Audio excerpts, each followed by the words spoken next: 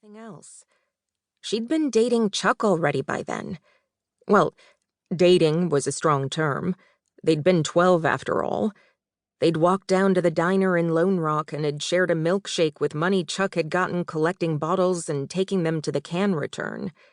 They'd gone down to the river and skipped rocks.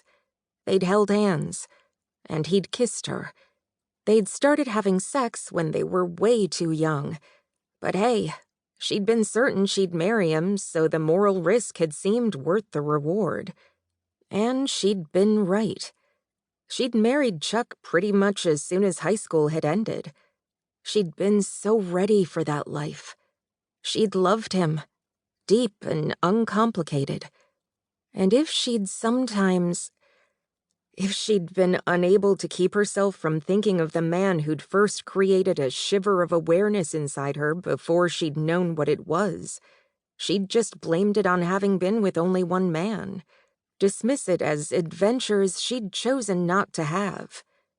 There had been moments in her marriage when she'd wondered if they'd done it too soon, if not dating other people had been a mistake. When Chuck had died, she'd been so glad they'd had that life, that whole brilliant life. From 12 to 26. Thank God for all those years, because they hadn't gotten to grow old together. Just older. She really didn't need to be thinking about any of this now. But it was a wedding, so it was unavoidable. And it was her sister's wedding, which made it more poignant. Her sister's wedding to a Carson. That's what tipped it over into improbable. "Who would have thought you'd be a bridezilla?" Shelby groused. Juniper was an EMT and in general a very practical and non-sentimental soul, before her engagement to Chance anyway. Now suddenly it was all sentiment and fluffy dresses and ribbon curls. "I haven't even begun to bridezilla," Juniper declared from her end of the table, which had all the Carson men looking worried. The lone Carson girl, Callie, who had gotten married a while back and moved to Gold Valley, Oregon, a few hours away, was grinning. "I love this.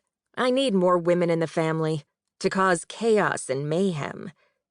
"You don't need any help with that, sis," Boone Carson said. "I'm happy to contribute to family chaos," Juniper said. And Shelby couldn't help but feel just a little bit outside of all of this. It wasn't anyone's fault, especially not Juniper's. Her sister deserved happiness. So much happiness. She had been there for Shelby in a profound way when Shelby had lost Chuck, and in all the time since. Juniper was her best friend. But that didn't mean that Shelby couldn't find a way to have complicated feelings about this. It made her think about her own wedding. And the terrible thing was, she didn't have a very clear memory of that day, which had seemed fine in the decades since it had occurred when Chuck was still with her. She'd had the marriage. She hadn't needed more than good feelings and a few photos of the day. She couldn't remember if they had sat around making wedding favors. She didn't think they had. Nobody should get married when they were 18. That was a whole fashion disaster. Shelby had worn a princess dress and a tiara. The entire thing had been a debacle. But, of course, when you were 18, what you wanted out of the wedding was to be a princess.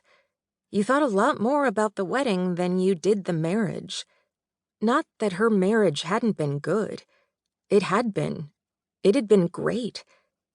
Chuck had been her best friend. Well, her other best friend, apart from her sister. It was just, when you were 18, you didn't really know what the rest of your life meant. You still don't. No, she didn't. Because her husband had gone and died and made her a widow in her mid-20s. But what the hell was she supposed to do with that? Make ribbon curls, she supposed. "We need to have all the wedding favors ready by tonight," Juniper said. "Or heads will roll," said Chance, looking at Juniper as if seeking approval. "That's right," Juniper said. Heads